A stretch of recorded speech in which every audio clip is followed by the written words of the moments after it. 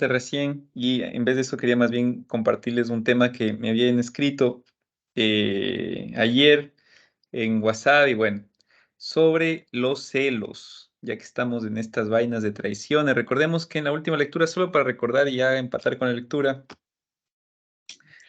entre tantas cosas que pasaron en la lectura, sucede que por fin Franz se le ocurre ya decirle a su esposa que tiene un amante y que tiene un amante por algún tiempo, ¿no? Por algunos meses ya. Y después de darle esa noticia, Franz se embarca y se va con Sabina, ¿no? De viaje. Eso en muy breves rasgos. Recordemos que antes de este episodio, Franz y Sabina ya se encuentran, perdón, Sabina y Mary Claude eh, ya se encuentran, ¿no? Tienen su primer encuentro en una exposición artística. Recordemos que Sabina era artista, pintora, y la otra tenía una especie de sala de exposición, la esposa de Franz, ¿no? Ya se encuentran, tienen un primer encontrón, y en ese encontrón, pues bueno, hay unos roces.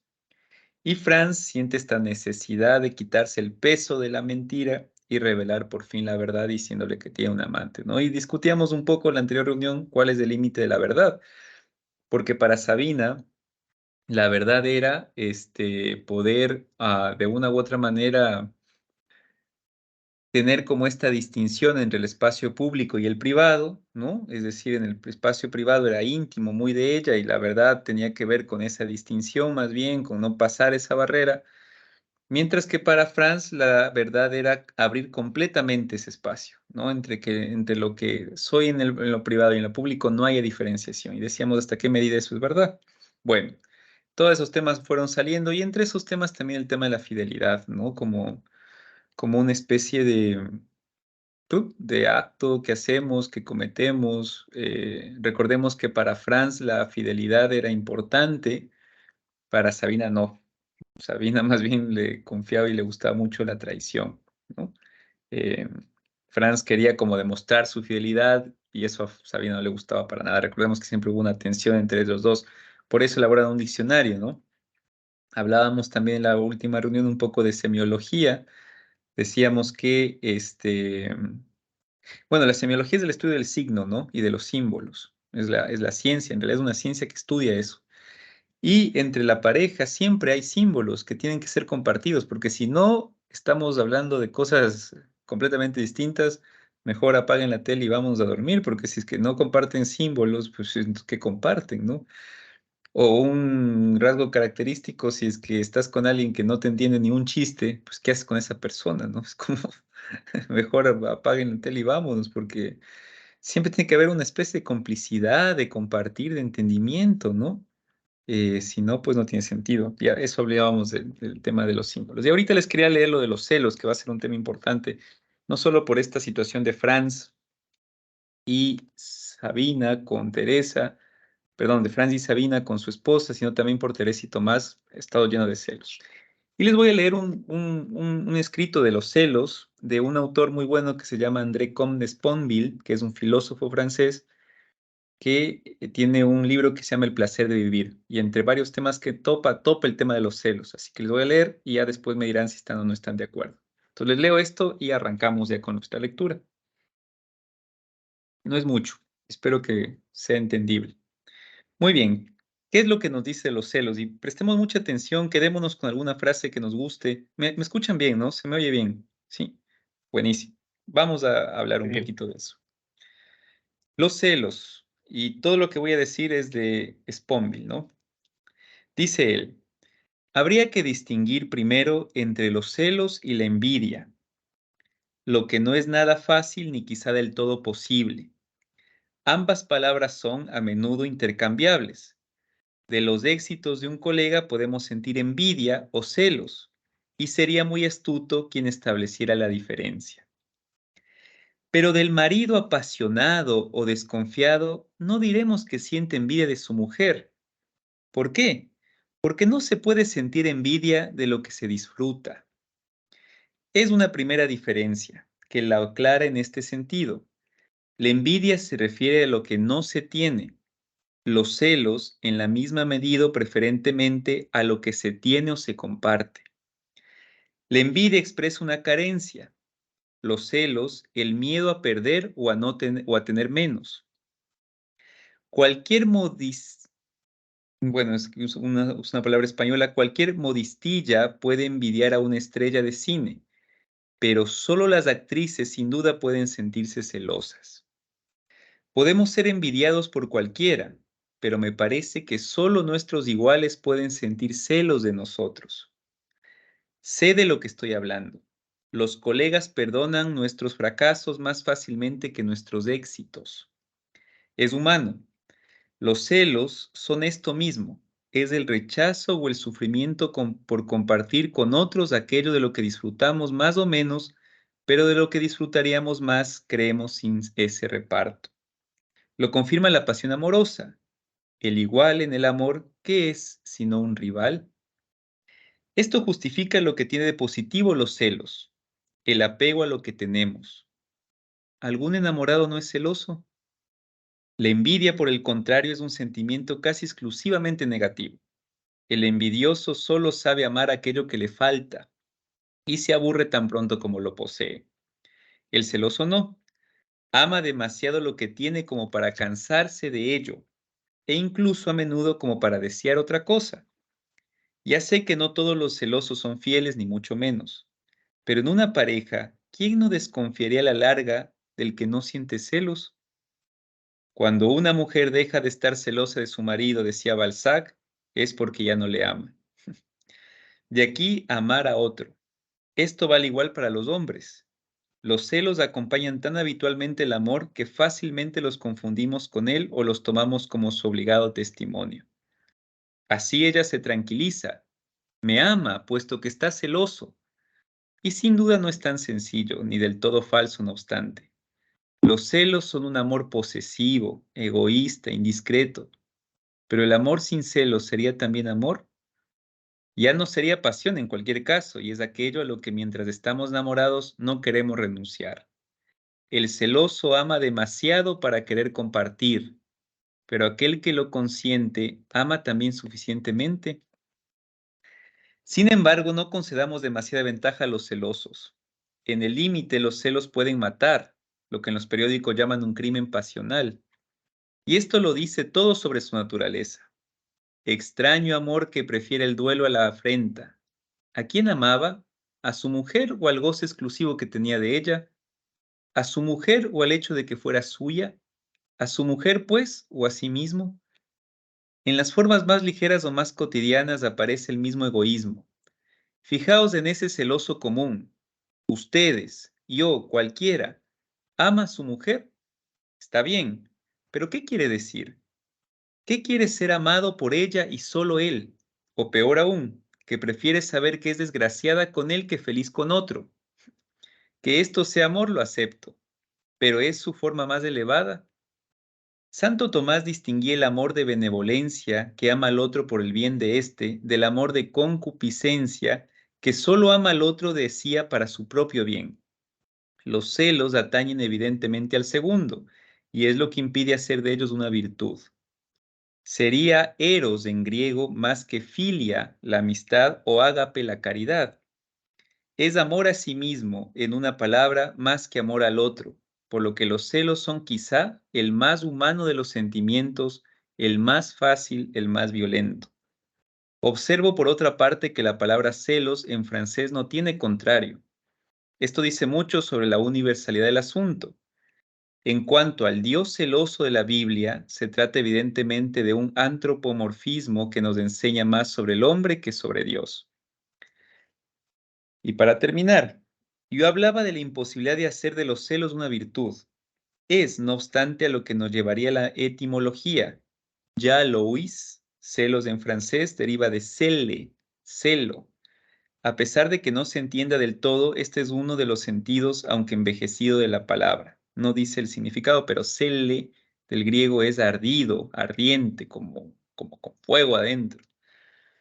Estar celoso de la propia reputación o de la propia independencia es tener el celo de defenderlas, muy bien, pero mostrar demasiado celo por uno mismo, ¿es realmente tener celo? Pues no, y esto es lo que denominamos celos. ¿Quiere esto decir que los celos son un defecto? Tampoco. Los sentimientos son lo que pueden ser. La moral solo se ocupa de los actos. Eso quiere decir que este sentimiento es más una muestra de posesividad que de amor, de tener más que de ser, de tomar más que de dar.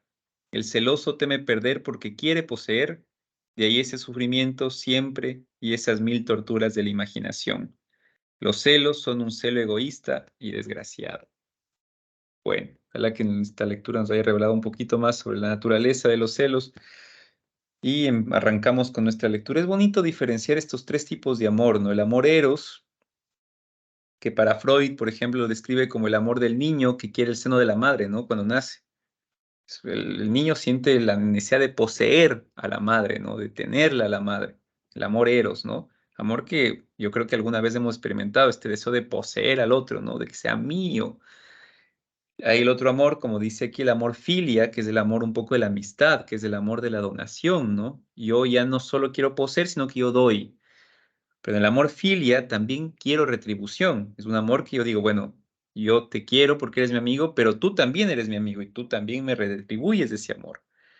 Y hay el último, que es el amor ágape, que es el amor ya por donación completa.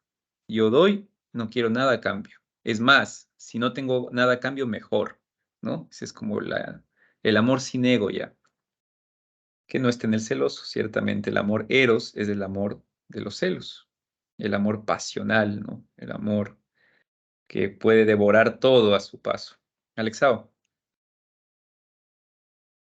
Sí, como para acotar lo que acabas de decir y ciertamente excelente el artículo, ¿no? De los celos. Em, Creo que también es algo cultural que nos han enseñado a conseguir las cosas. Estudia para que obtengas esto. Estudia para que cuando seas adulto tengas esto, esto. Y dentro de este tener está el tener el amor de pareja, el tener hijos como una eh, propiedad o adquisición, ¿no? Pero recuerdo mucho el libro este de el arte de amar de Eric Fromm en los tipos de amores, el amor a Dios, el filial, el amor a los padres, el de pareja. Y creo que fuera distinto si nos enseñaran primero a amar desde la espiritualidad, en donde encontramos a Dios, ¿no?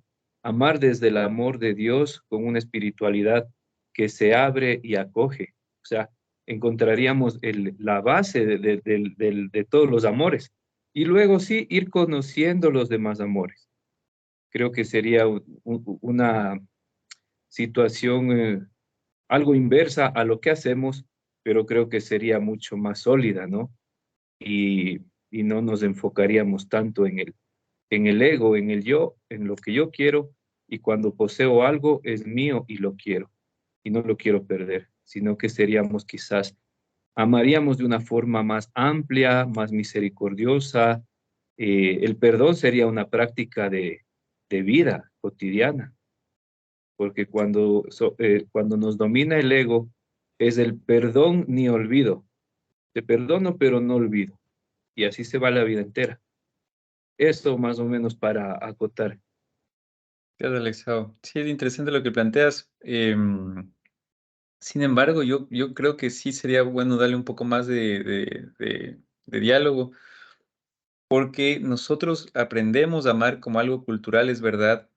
No es biológicamente aceptable que uno nazca amando, ¿no? Pero como tú dices, es un aprendizaje y quizá desde dónde aprendemos, pues defina mucho después cómo amamos, ¿no? Pero bueno, ya iremos dándole mucha vuelta. Más bien, gracias por tu comentario. Y bueno, vamos a dar inicio. Ya en las salas de sus grupos tendremos también más espacio para explayarnos. Así que bueno, va. Bien, nos habíamos quedado entonces en el capítulo 7. Vamos a empezar con el 8. Y acuérdense que nos quedamos, Franz le acaba de decir a su mujer que le está siendo infiel. Y lo que dice es, aunque no le había herido la noticia de que le era infiel, no dudaba de que de que la heriría la noticia de quién era su rival. Por eso le habló de Sabina sin dejar de mirarle la cara. Poco después se reunió con Sabina en el aeropuerto. El avión levantó el vuelo y él se sentía cada vez más liviano. Pensaba en que después de 9 meses por fin vivía en la verdad. Y empezamos con el 8. Gaby, no sé si nos puede ayudar, porfis, con el 8. Claro, buenas noches con todos. Dale. Sabina se sentía como si Franz hubiera forzado la puerta de su intimidad, como si de pronto se hubiera asomado la cabeza de Mary Cloud. La cabeza de Mary Cloud, la cabeza del pintor Alan y la del escultor que anda siempre apretándose el dedo. Las cabezas de todas las personas que conoce en Ginebra. Se convertirá contra su voluntad en la rival de no sé qué mujer, que no le interesa en lo más mínimo. Franz se divorciará y ella ocupará el lugar a su lado en la cama de matrimonio. Todos podrán observarlo de cerca o de lejos. Se verá obligada a hacer una especie de teatro. En lugar de ser Sabina, va a tener que desempeñar el papel de Sabina e inventar cómo se juega ese papel. El amor, cuando se hace público, aumenta de peso, se convierte en una carga. Sabina ya se encorvaba por anticipado al imaginarse ese peso. Cenaron en un restaurante romano y bebieron vino. Ella estaba silenciosa. ¿De verdad que no te enfadas?, preguntó Franz. Le aseguró que no se enfadaba. Estaba confusa y no sabía si debía alegrarse o no. Se acordaba de su encuentro en el compartimiento del tren en Ámsterdam. Aquella vez tuvo ganas de caer de rodillas ante él y pedirle que la tuvieran aunque fuera por la fuerza y que nunca la dejase ir. Aquella vez deseó que terminara de una vez ese peligroso camino de traiciones. Deseó detenerse. Ahora trataba de evocar con la mayor intensidad posible el deseo de entonces, de invocarlo, de apoyarse en él. Era en vano. La sensación de disgusto era más fuerte. Regresaban al hotel andando, ya de noche. Los italianos que pasaban junto a ellos hacían, gritaban, gesticulaban, de todo aquello, de todo, perdón, ya. De modo que ellos podían andar juntos sin decir palabra y no oír su propio silencio. Después, Sabina se lavó largamente en el cuarto de baño mientras Franz le esperaba en la cama, tapado con la colcha. La lamparita estaba encendida, como siempre. Al regresar del cuarto de baño, la apagó. Fue la primera vez que lo hizo. Franz debía haber registrado mejor aquel gesto. No le prestó atención porque no tenía significado alguno para él. Como sabemos, prefería cerrar los ojos cuando hacía el amor. Y debido precisamente a aquellos ojos cerrados, Sabina apagó la lamparita. Ya no quería ver aquellos párpados cerrados ni un segundo más. Los ojos, como dice el proverbio, son la ventana del alma. El cuerpo de Franz se movía siempre encima de ella con los ojos cerrados. Era para ella un cuerpo sin alma. Parecía un cachorro que aún está ciego y emite sonidos de impotencia porque tiene sed.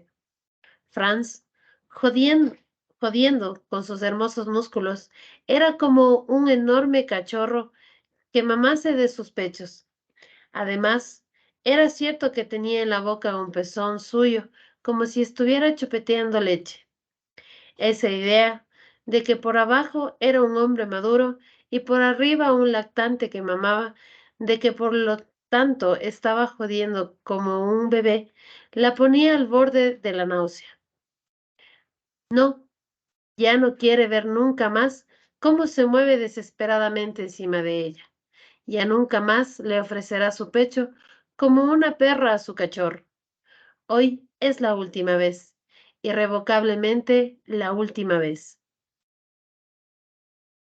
Sabía, por supuesto, que su decisión era el colmo de la injusticia, que Franz es el mejor de los hombres que jamás ha tenido, que es inteligente, que comprende sus cuadros, que es guapo, que es bueno, pero cuanto más lo sabía, más ganas tenía de violar aquella inteligencia, aquella bondad, de violar aquella fuerza impotente. Aquella noche lo amó con mayor intensidad que nunca, porque la excitaba saber que era por última vez. Hacía el amor con él y estaba ya muy lejos de allí. Volvía a oír a lo lejos la trompeta dorada de la traición y sabía que era una voz a la que no podía resistir. Le parecía que había aún ante ella un enorme espacio para la libertad, y la lejanía de aquel espacio la excitaba. Hacía el amor con Franz locamente, salvajemente, como nunca lo había hecho con él. Franz gemía sobre su cuerpo y estaba seguro de entenderlo todo. Pese a que Sabina había estado callada durante la cena y no le había dicho lo que pensaba en su decisión, ahora le respondía, ahora le respondía. Ponía de manifiesto su alegría, su pasión, su aprobación, su deseo de vivir para siempre con él. Se sentía como un jinete que va montado a caballo hacia un vacío maravilloso, hacia un vacío sin esposa, sin hija, sin hogar, hacia un maravilloso vacío barrido por la escoba de Hércules, hacia un maravilloso vacío que llenaría con su amor. Ambos iban encima del otro como quien va a caballo. Ambos iban hacia la lejanía que anhelaban. Ambos estaban unidos por la traición que los liberaba. Franz iba en Sabina y traicionaba a su mujer. Sabina iba en Franz y traicionaba a Franz. Gracias, Gaby. Tati, ¿no se nos puede ayudar, porfa? Después de esta cabalgata. A ver, el 9, déjame ver. En mi libro, ya. Durante más de 20 años había visto en su mujer a su madre, a un ser dulce, al que es necesario defender. Aquella idea estaba demasiado arraigada en él como para que pudiese librarse de ella en 2 días. Al regresar a casa sintió remordimientos. Tuvo miedo de que tras su partida se hubiera derrumbado y estuviera torturada por la tristeza. Abrió tímidamente la puerta, entró en su habitación. Se detuvo un momento en silencio, escuchando si estaba en casa. Tras un momento de duda, fue a verla para saludarla como era de costumbre. Alzó las cejas con una sorpresa fingida. ¿Has vuelto aquí? ¿Y a dónde iba a ir? Tuvo ganas de decir con auténtica sorpresa. Pero ella no dijo nada. Ella continuó. Para que todo quede claro, no tengo nada en contra de que te traslades enseguida a su casa. Cuando se lo confesó todo, el día de la partida no tenía un plan preciso. Estaba dispuesto a discutir amistosamente al regreso cómo hacer las cosas para causarle el menor daño posible. Pero no contaba con que ella misma insistiese fría y obstinadamente en que se fuese. A pesar de que aquello le facilitaba las cosas, no pudo evitar la decepción. Toda la vida había tenido miedo de herirla, y solo por eso se había impuesto voluntariamente la disciplina de una monogamia idiotizante. Y al cabo de 20 años, de pronto comprueba que sus reparos han sido completamente inútiles y que se había privado de otras mujeres solo por culpa de un malentendido. Por la tarde tenía una clase y de la universidad fue directamente a casa de Sabina. Quería pedirle que le permitiese quedarse en su casa por la noche. Llamó al timbre, pero no abrió nadie. Se fue al bar de enfrente y estuvo durante mucho tiempo mirando hacia la entrada de su casa. Había anochecido ya y él no sabía qué hacer. Toda su vida había dormido con Mary Claude en la misma cama. Si ahora regresara a casa, ¿dónde se acostaría? Podría acostarse, por supuesto, en el tresillo de la habitación contigua. Pero ¿no sería un gesto exagerado? ¿No parecería una manifestación de enemistad? Él quiere seguir siendo amigo de su mujer, pero acostarse a su lado tampoco era posible. Podía oír por adelantado su irónica pregunta, como no prefiere dormir en la cama de Sabina, pero eso buscó una habitación de un hotel. Al día siguiente volvió a llamar en vano a la puerta de Sabina durante todo el día. Al tercer día fue a ver a la portera. No sabía nada y le indicó que se dirigiera a la propietaria de la casa. que era quien le había alquilado el estudio a Sabina. La llamó por teléfono y se enteró de que Sabina había rescindido el contrato de 2 días antes. Fue varios días más a ver si localizaba a Sabina en su casa, hasta que un día encontró la casa abierta. 3 hombres vestidos con monos cargaban los muebles y los cuadros en un gran camión de mudanzas aparcado delante de la casa. Les preguntó a dónde llevaban los muebles. Le contestaron que tenían orden expresa de mantener en secreto la dirección. Ya estaba a punto de ofrecerles unos cuantos billetes para que le develaran el secreto, cuando de repente sintió que no tenía fuerzas para hacerlo. La tristeza lo había paralizado por completo. No entendía nada. No era capaz de explicarse nada. Lo único que sabía era que había estado esperando aquel momento desde el instante en que conoció a Sabina. Había pasado lo que tenía que pasar. Franz no se resistía. Encontró un piso pequeño en el casco antiguo, en un momento en que sabía que no iba a estar ni la mujer ni la hija. Visitó su antiguo hogar para llevarse la ropa y los libros más importantes. Se cuidó mucho de no coger nada que pudiera hacerle falta a Marie Claude. Un día la vio a través del cristal de una cafetería. Estaba sentada con otras 2 señoras y su cara, en la que una gesticulación incontrolada había marcado hace tiempo muchas arrugas. Se movía temperamentalmente. Las damas la escuchaban y se reían sin parar. Franz tenía la impresión de que les estaba hablando de él. Seguro que se había tenido que enterar de que Sabina había desaparecido de Ginebra precisamente en la misma época en que Franz decidió irse a viajar, a vivir con ella. Era una historia verdaderamente cómica. No podía extrañarse de ser objeto de diversión de las amigas de su mujer. Regresó a su piso, hasta donde llegaba cada hora el sonido de las campanas de la iglesia de Saint-Pierre. Aquel mismo día le habían traído la mesa de la tienda. Olvidó a Marie Claude y a sus amigas. Y por un momento olvidó también a Sabina. Se sentó a la mesa. Estaba contento de haberla elegido él mismo. Había vivido 20 años rodeado de muebles que no había elegido él. De todo se encargaba Marie Claude. En realidad es la primera vez que dejaba de ser un muchacho y se independizaba. Al día siguiente, había quedado con el carpintero para que le hiciese una librería. Llevaba ya varias semanas entretenido dibujando su forma, tamaño y ubicación.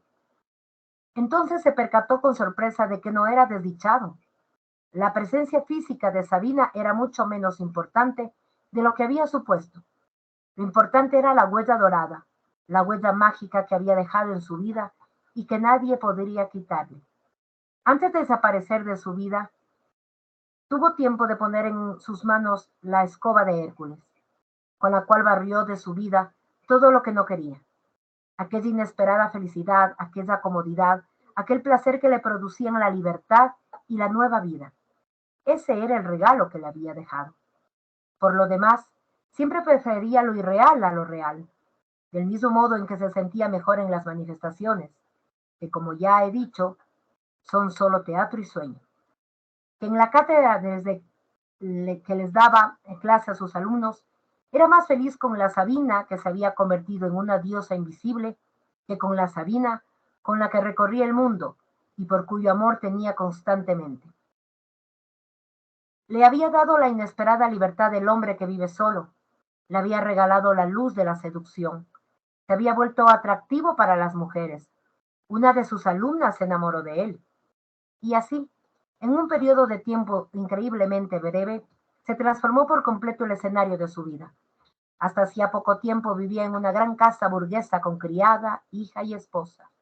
Y ahora reside en un piso pequeño del casco antiguo y su joven amante se queda a dormir en su casa casi todos los días.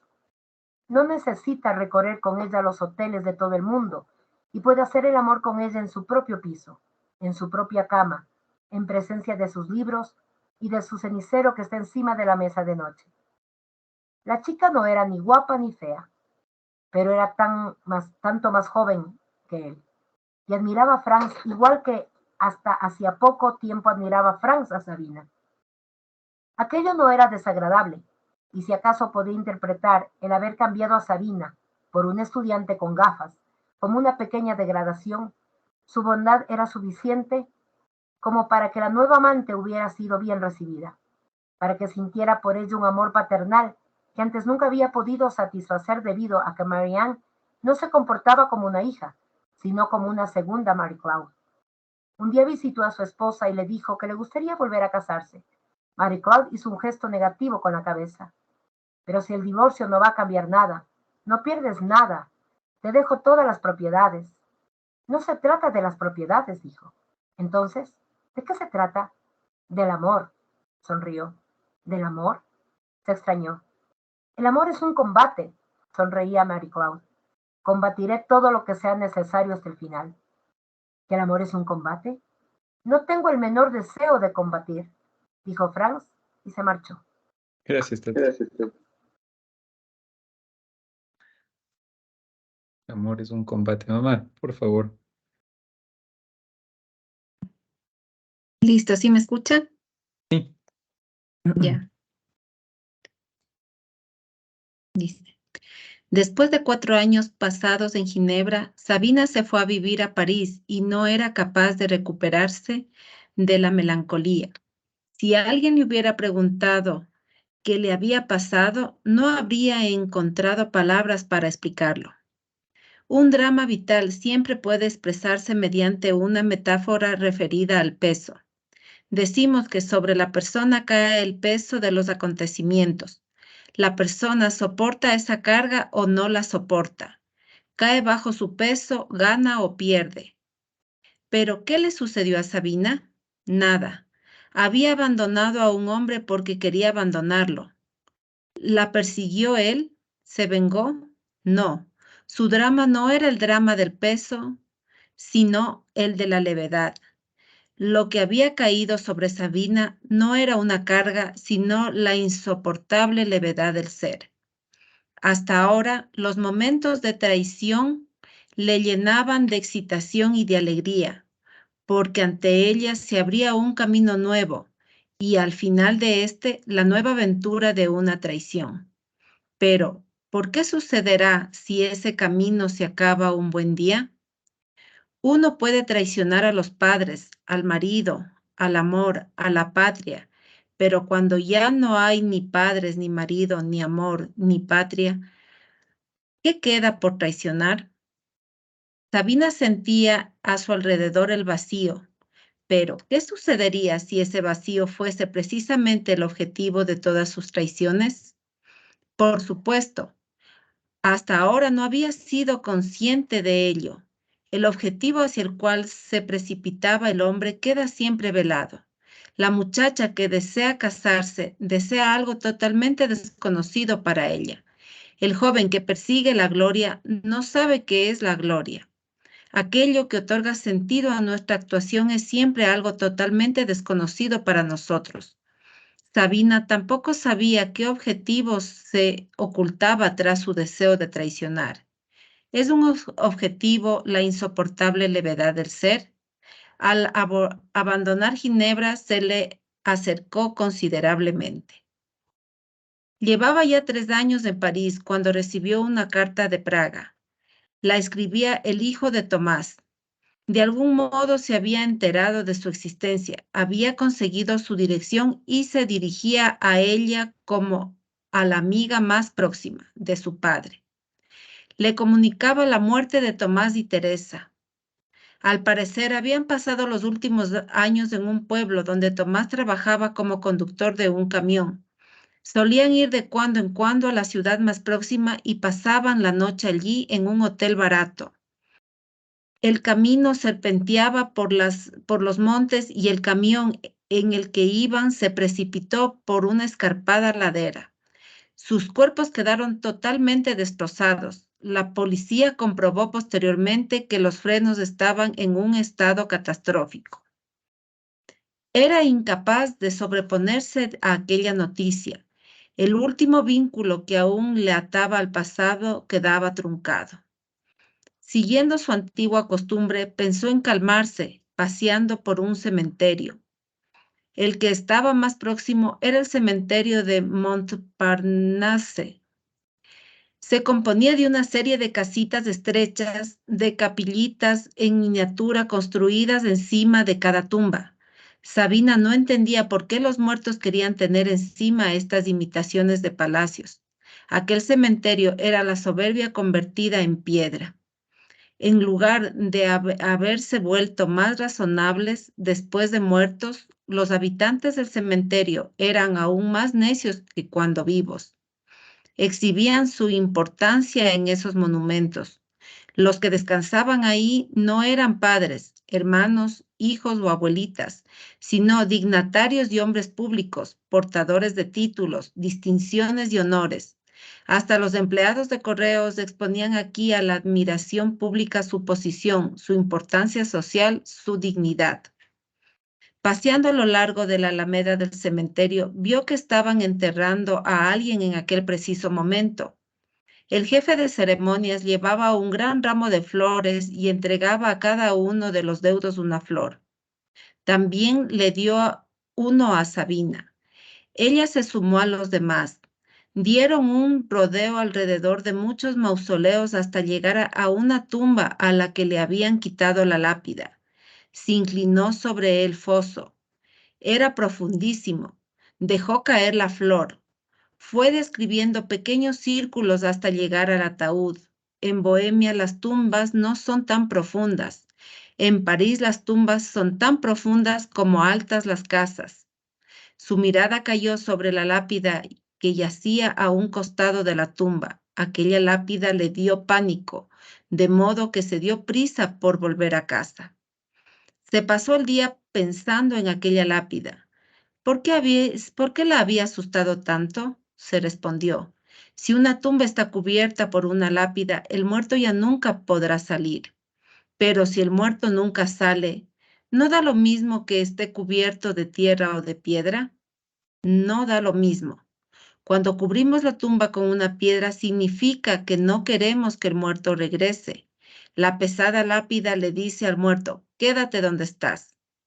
Sabina se acuerda de la tumba de su padre. Encima del ataúd hay tierra.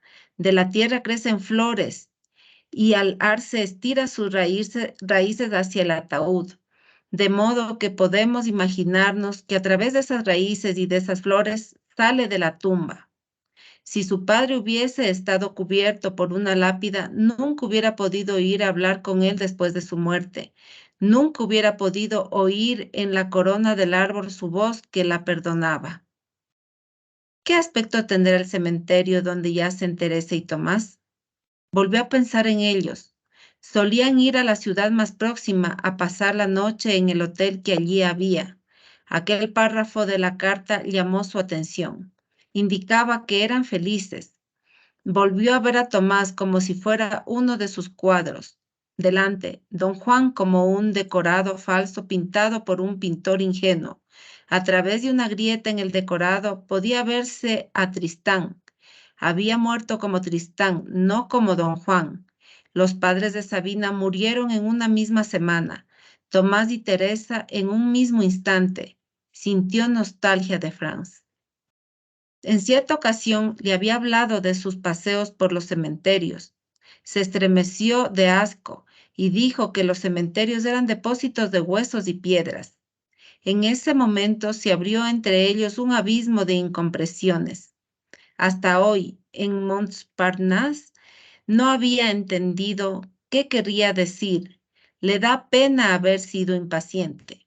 Es posible que, si hubiera permanecido más tiempo juntos, hubieran empezado lentamente a comprender las palabras que decían. Sus vocabularios se habrían ido aproximando tímida y lentamente como unos amantes muy vergonzosos, y la música de cada uno de ellos hubiera empezado a fundirse con la música del otro, pero ya es tarde. Sí, es tarde, y Sabina sabe que no se quedará en París, que seguirá avanzando, aún más allá, porque si muriera aquí, le pondrían una lápida encima.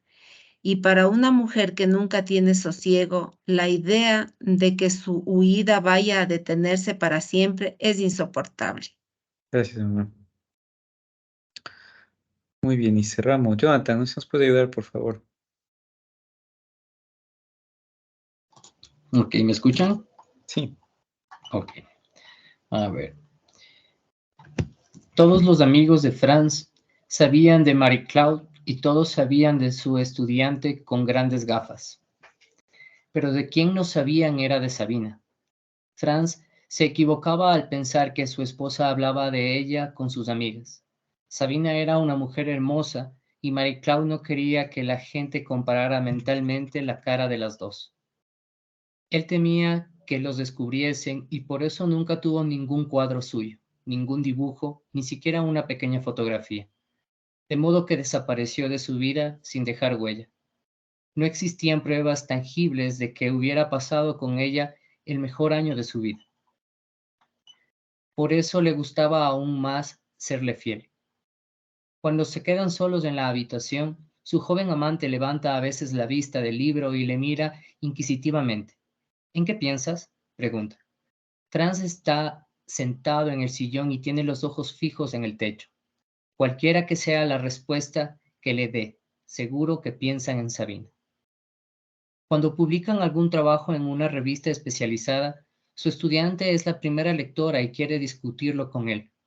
Pero él piensa en qué diría Sabina si lo leyese. Todo lo que hace, lo hace para Sabina y lo hace de modo que le guste a Sabina. Es una infidelidad muy inocente, como hecha a medida para Franz, que nunca sería capaz de hacerle daño a la estudiante de las gafas. El culto a Sabina era para él más una cuestión de religión que de amor. Además, de la teología de esa religión se desprende que su joven amante le ha sido enviada por Sabina. Por eso, entre su amor terrenal y su amor celestial, reina una paz absoluta. Y si el amor celestial contiene necesariamente, por ser celestial, una elevada proporción de elementos inexplicables e incomprensibles, recordemos el diccionario de palabras incomprendidas, esa larga lista de malentendidos. Su amor terrenal está basado en una verdadera comprensión. La estudiante es mucho más joven que Sabina.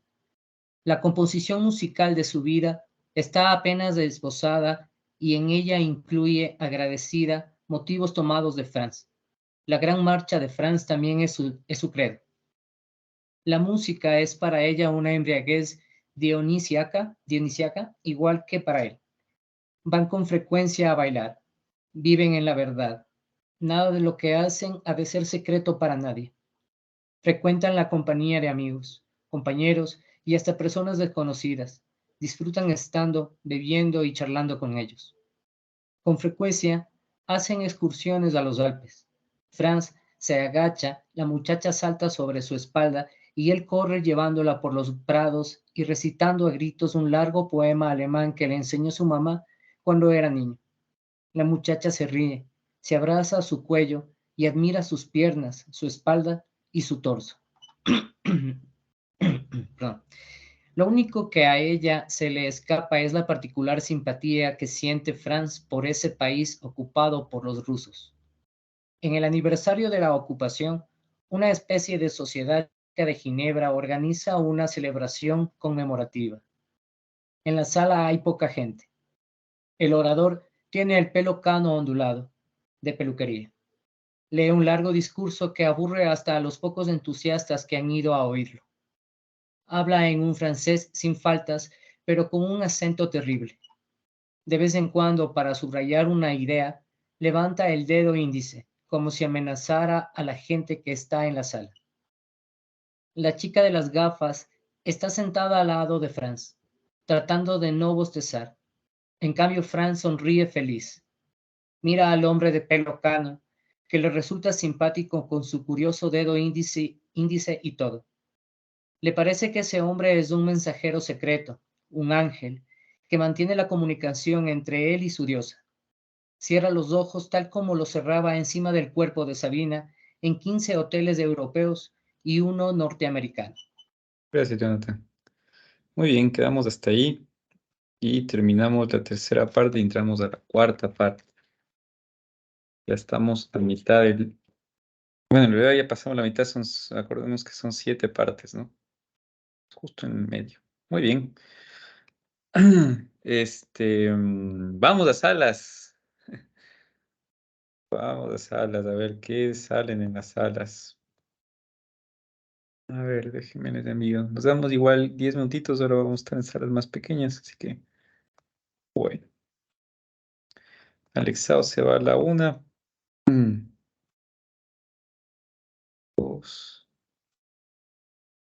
3,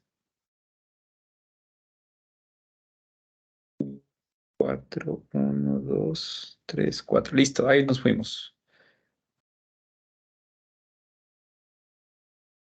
Nos fuimos. Pero aquí, ¿quién va a estar en la sala? Kelly, Alexao, mamá y Jonathan. Me sale aquí que vayan a la sala. Se vayan a la sala. Nos quedamos aquí 5, me parece. Buenísimo. Muy bien, gente. ¿Qué les parece? ¿Qué opiniones les sale? ¿Qué les llega? ¿Qué les Cosa, toca? ¿por dónde comenzar? Ahí viene el dicho, el que mucho escoge, mierda coge. Ah, A Porque ver, Sabina anda de aquí para allá, de allá para acá, y ahora ella se siente sola, triste. Ella no ponía el corazón en sus relaciones. Entonces, creo que no, ella ni siquiera pensaba en sí misma, ella pensó como su rebeldía mismo lo decían antes. Para ella todo era una venganza, un dame y te doy, una guerra, pero era una guerra con ella misma. Entonces yo creo que ella ahora, creo que extraña de cada amante algo. Y ella quisiera tener un hombre que tenga cada cosa de todos reunidos para ella poder sentirse feliz. Pero ella no se da cuenta que de pronto ella tiene todos esos elementos en sí misma, pero ni siquiera se descubre a ella misma. gracias, Tati. Sí, bien interesante lo que dices. Unido a eso, yo haciendo contraste con lo que dice Sabina, a mí me llama la atención el personaje de Franz, ¿no? Varias cosas, pero una de las cosas que me llama la atención es que uno que sigue pensando en ese amor con Sabina, ¿no? Es decir, no logra como desprenderse de esa relación que tuvo con ella. Es como si Sabina la marcara a fuego. Por otro lado, ahora comparte el lenguaje simbólico con la nueva chica, con la estudiante, ¿no? Dicen que ahora sí o sea, comparten los símbolos, ¿no? Es como que les gusta lo mismo, comparten el baile, se ríen de las mismas ligerezas, en fin, o sea, ya hubo esta sintonía que les permite convivir. Ya están en verdad, no están como en este juego fantástico, aunque siempre lo prohibido atrae, ¿no? Eso está más que demostrado. Em, pero me llama la atención, parece que Fran se quedó muy bien, ¿no?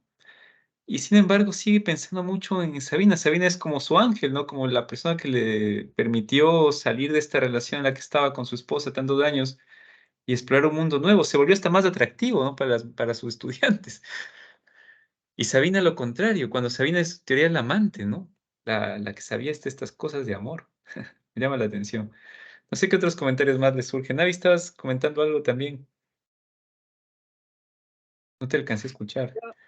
ah, o sea que muchas cosas, pero a mí Franz me estresa un poco, ¿no? Es que, es que bueno, después de que ya como que se separó de Sabina, o sea, como que ya empezó como que a sentirse bien solo y a sentir que, o sea, que ya está bien, que ya no está con su ex mujer, que ya no está con sus hijos, ni tampoco con su Sabina, pero empezó a sentirse bien.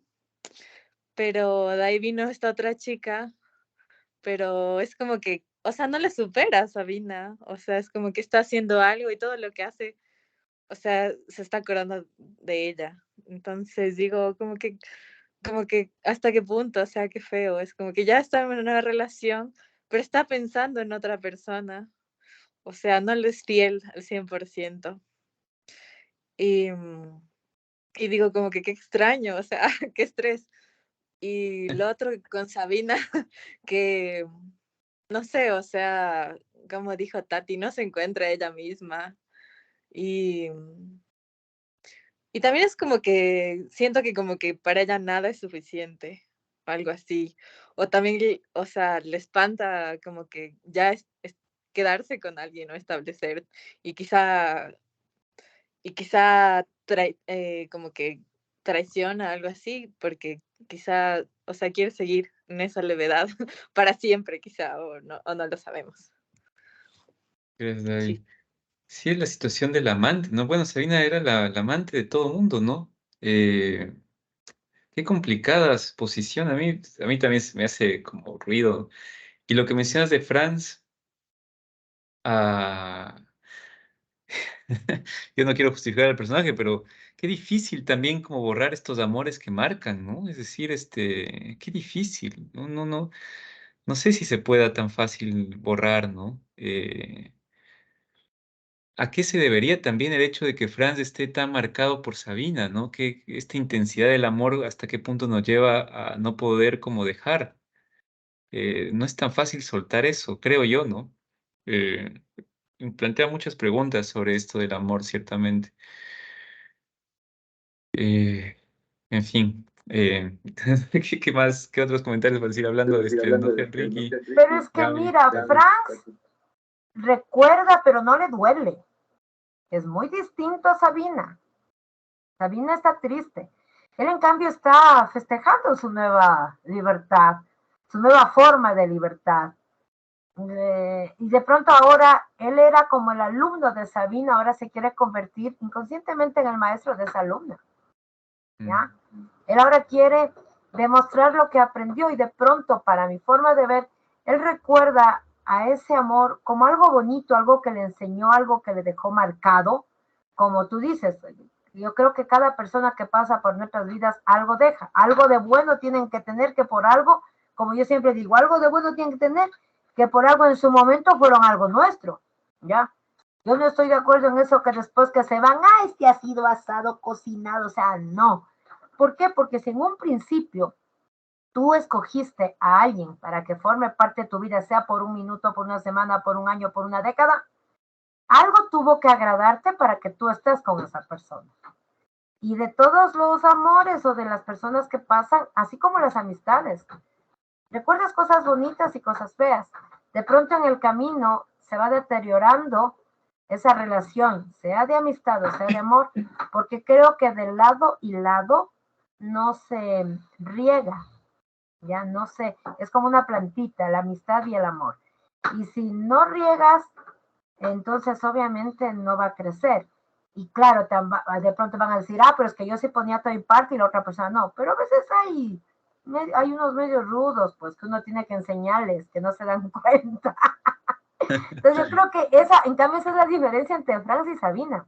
Sabina está triste, está mal. Él no. Él le recuerda, pero yo creo que en buen plan. Sí.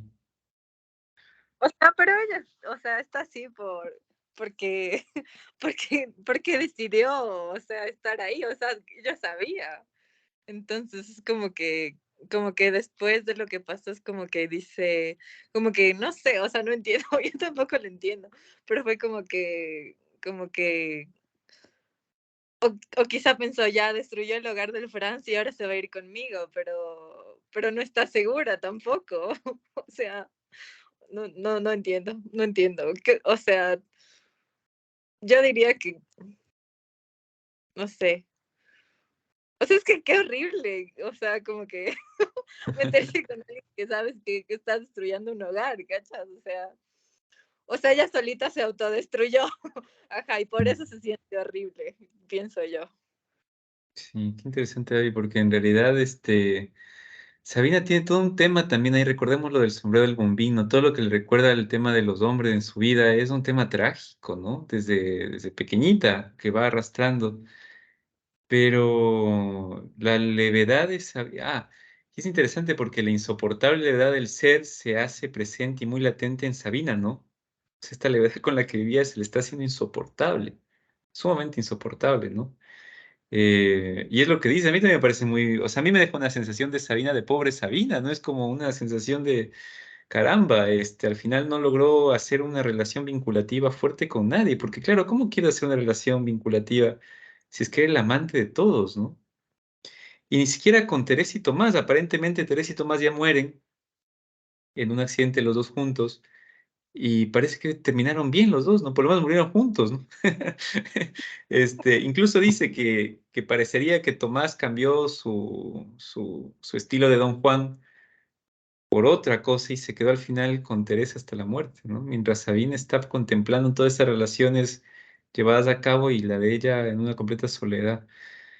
Lo que dice Tati también es verdad, o sea, uno deja y uno lleva cosas de las personas. Yo creo que eso le pasó a Franz, pero como uno los proyecta cambia completamente las situaciones.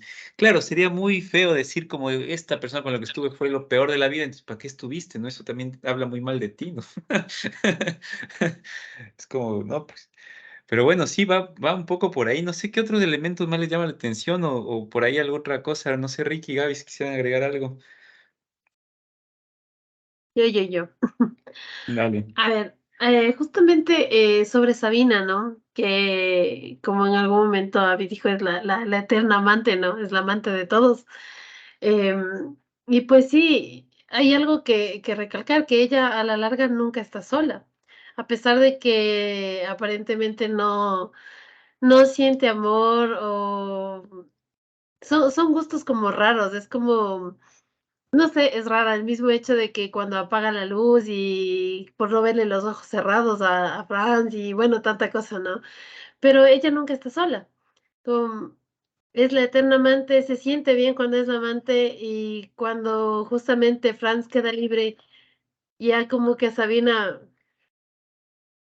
ya, ya no, o sea, como que sí, que no. Es, como bien dicen, acarrea algo hay algo de trasfondo, ¿no? En ella, que no quiere nada serio, que es la eterna amante, pero tampoco es que nunca está sola, ¿no? Entonces siempre hay algo ahí y siempre es la amante, pero no sé, es algo raro, incluso enfermo, verse siempre como la amante, no sé, ¿no? ¿En qué cabeza cabe? Sí, complicado, ¿no? Ajá. Sí, sí, y era recordemos que es como la pesadilla enorme de Teresa, pero es curioso porque Sabina tiene un rol muy interesante. También termina conociendo a todas las novias o esposas formales de sus amantes, ¿no? Recordemos que Teresa conoce, es más, mantiene una especie de vinculación erótica con Teresa. No pasa lo mismo con Mary Clow, pero con Teresa sí. Entonces fluctúa mucho Sabina, ¿no? Es una persona muy liberal, yo diría, también encarna la completa despreocupación de lo carnal, de lo sexual, ¿no? Quizá donde el sentimiento no está muy metido adentro, o quizá donde hay una especie de mujer, eso, liberal, ¿no? Antisistema, incluso yo me atrevería a decir, ¿no?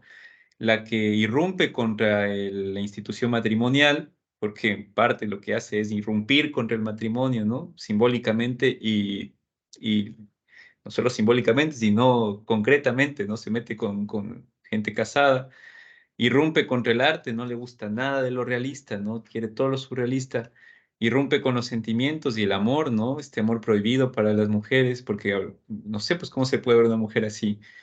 Y la pregunta es, ¿cómo juzgamos o cómo vemos a Sabina? Eso es lo que yo siempre me hago, ¿no? ¿Desde qué posición miro a Sabina?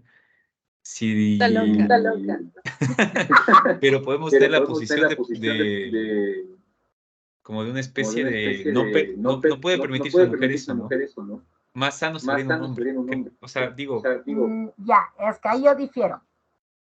Lo que pasa para mí, y hablo como mujer, ella no es que dice, bueno, voy a romper este hogar y me voy. No.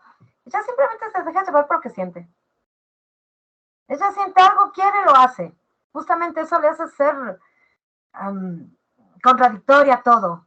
Eso, al parecer, aparentemente, es como, creo que hay una fábula o algo así que dice que había un loco, que todos se veían como loco. Cuando él pide a Dios que por favor, que ya no quiere ser, porque todo el mundo le ve raro, que quiere pertenecer a los cuerdos, pero cuando él fue cuerdo, obviamente los otros tuvieron que ser locos. Entonces dicen, no, o sea, ¿quién está más loco? Yo creo que muchas veces en la vida lo vemos las cosas desde nuestro punto de vista. como yo decía en las otras reuniones, o sea, a mí ese libro me parece que es como que tú haces, y no es por irte en contra de la sociedad, lo que pasa es que hacemos siempre las cosas para gustarle a la sociedad, ¿ya? Hacemos para pertenecer a un grupo, hacemos porque nos imponen de tal o cual forma, y cuando tú sales de eso, ya es raro. Sea sano o no sea sano al ojo público o a lo que la sociedad nos ha impuesto con leyes, con normas o con el pasar del tiempo.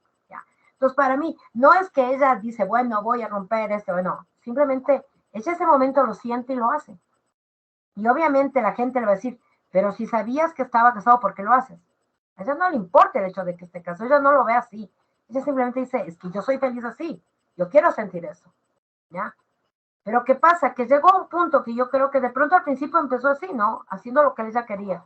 Pero después ese querer, ese deseo se convirtió en una ira, en un coraje contra la masculinidad. Tanto así que ella es como que yo creo que envidia al hombre por ser hombre, porque al menos si hablamos de esa época, obviamente el hombre tenía muchos más derechos, por decirlo así, que los que tienen hoy, ¿no? Entonces, si nos vamos a esa época, dicen, no, o sea, ¿por qué ellos sí y yo no? Porque al hombre no se le ve mal y a mí sí. Entonces, en el pasar de su vida, creo que al principio lo hacía porque lo sentía, pero después ella misma se mezcló en ese de entre el odio y lo que sentía, que por eso se quedó al final sola. Entonces, yo lo veo, esa plantita. Entonces, yo lo veo así, o sea, ella pelea mucho con el que dirán, con la gente, y hasta ahora lo podemos ver, o sea, ahora pongamos, si nos vamos solamente a unos cuantos añitos atrás, hace unos 20 más o menos, cuando tú tenías del colegio, salías las mujeres, teníamos 19, 20 años, llegamos a los 20, y no te vas a casar. Era como que la ley te imponía que hasta cierta edad tú debías tener un matrimonio, ¿ya? Me van pasando más 2 años y no piensas tener un hijo, ¿ya? Como que son requisitos para ser mujer. Ahora han pasado los años, ha cambiado el mundo, ha cambiado la forma de pensar de las personas, que ahora, si vos ves una mamá soltera, es común. Ya no te satirizan tanto. Si vos quieres tener novio, no es tu problema. Ahora hasta puedes adoptar un niño. O sea, no tienen tanto, se ha ido cambiando eso. Y también al mismo tiempo, en ese cambio, creo que se han mezclado y se han confundido el machismo y el feminismo, que al fin y al cabo es lo mismo. ¿Ya? Y hay una parte que me gustaba, que en la otra reunión misma hablamos, que justamente Sabina, ¿cómo quiere que le vean? No que le valoren por ser mujer, femenino, género, es por ser Sabina. Es lo que debemos buscar las personas, creo yo. Valorar al ser humano, no a la mujer por ser mujer o al hombre por ser hombre, sino por ser persona, por las cosas que haces, por lo que no haces, en ese sentido. Entonces creo que para mí eso le pasó a Sabina.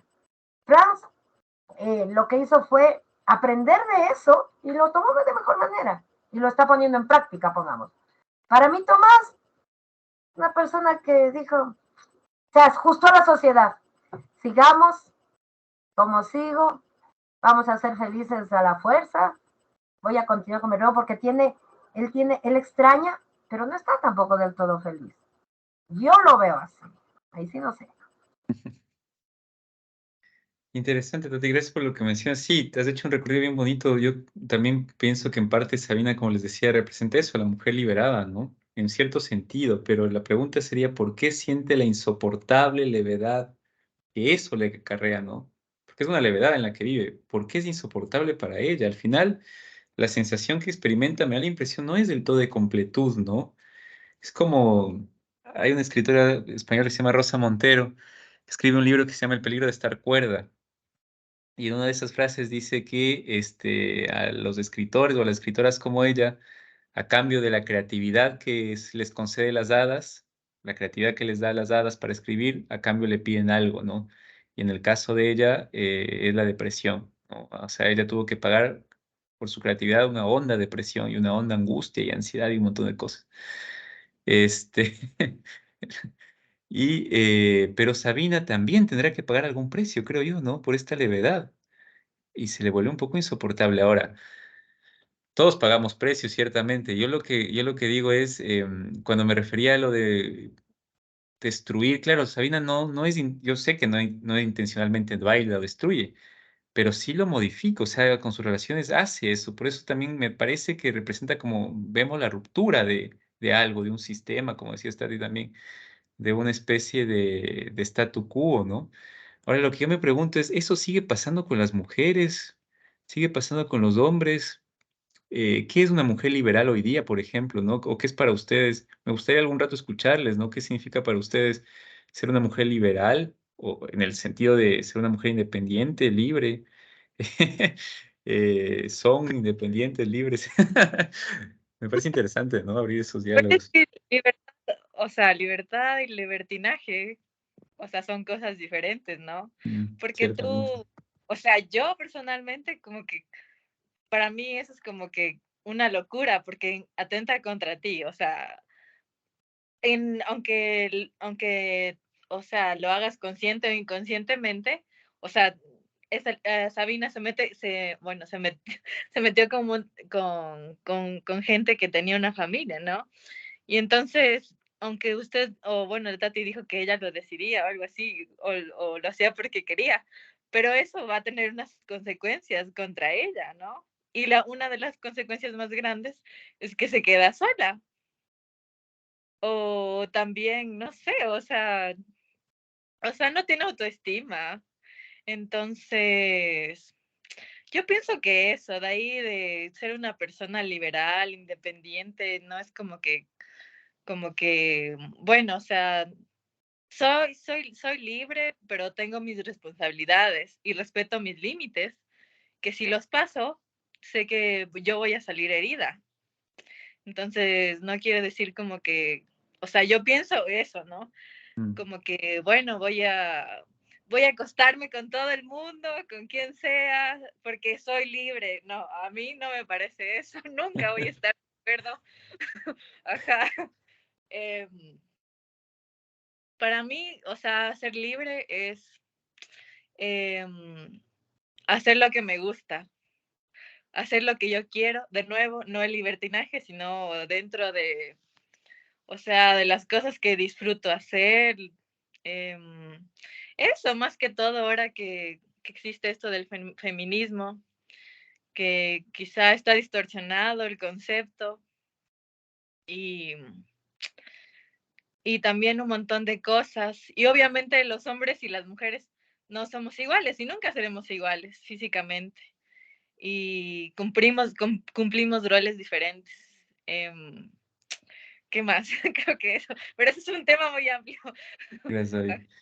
Sí, la libertad con responsabilidad es libertad plena, ¿no? Ciertamente. Lo otro acarrea muchas cosas que quizá rozan ya por la esclavitud, ¿no? Que uno puede caer y pues, queriendo ser libre termina siendo más esclavo, ¿no? Siempre creo que hay, como tú dices, ¿no? Libertad con responsabilidad y sabiendo que todo acto conlleva sus consecuencias. em, y sí, lo que pasa es que son personajes ambiguos, ¿no? Recordamos que el escritor también es un escritor omnisciente. No sé si se han percatado, pero a esta altura del libro deben haberse percatado que el que está escribiendo es como una especie de Dios que está jugando con sus personajes, ¿no? Creados, ¿no? Y les está como, es como si los viera desde arriba y los dejara en completa libertad que hagan y deshagan sus vidas, ¿no? Entonces, bueno, nos estamos confrontando ante realidades no de blanco y negro, sino complejas, ¿no? Que tienen grises y un montón de matices que podemos ir extrayendo. Y la vida es un poco así, ¿no? Es llena de matices. Pero bueno, creo que nos queda tema al rato para seguir hablando. Vamos cerrando las salas y este el libro se está poniendo interesante. Vamos a ver qué pasa en la cuarta parte, ahora ya que nos queda mitad del librito. Muy bien, vamos volviendo. Espero no haberles cortado. No sé si ya regresamos todos. Nos falta, mi mamá está por acá. Y De luego vuelta, de tenía- vuelta. Estuvo bien, no les corté, como siempre, Sí, Sí, pero bien, muy bien. Está pero muy bien bien. cortado. sí. Muy En bien, honor al tiempo. Justo Alexis estaba hablando del tiempo Y se nos acabó el tiempo. Hay tiempo para hablar, hay tiempo para callar, para vivir, para morir. ¡Pac! Regresamos. Y hay tiempo para volver. Y volvimos. Para Y volver. volvimos. Muy bien. Bueno, nos acercamos ya a la cuarta parte del libro, como les decía, son 7 partes. El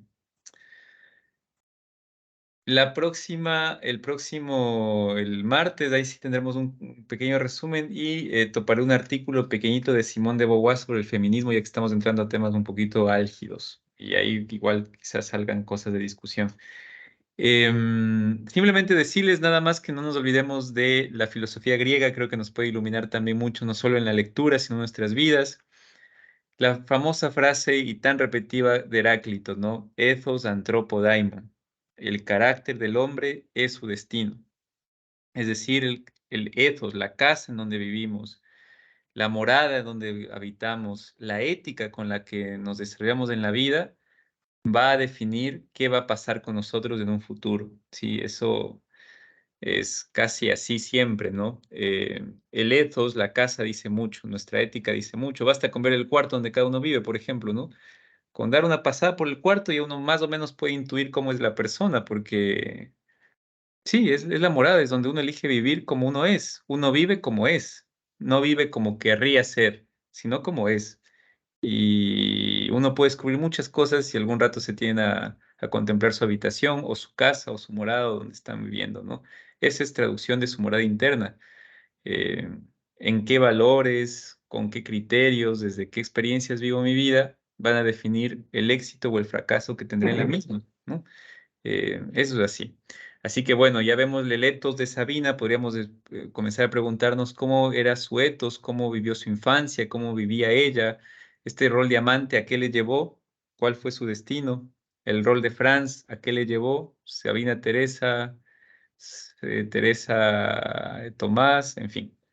Así que eso, gente, muy bien, cuídense mucho y nos veremos el día martes. Pues bonito fin de semana, disfruten, descansen, nos veremos. Que les vaya bonito. Chau, chau, chau. Chao, chao, nos vemos. Chao. Cuídense. Adiós. Chao, gracias, gracias. Chao. Gracias. Goodbye, Danielito. Goodbye. Goodbye.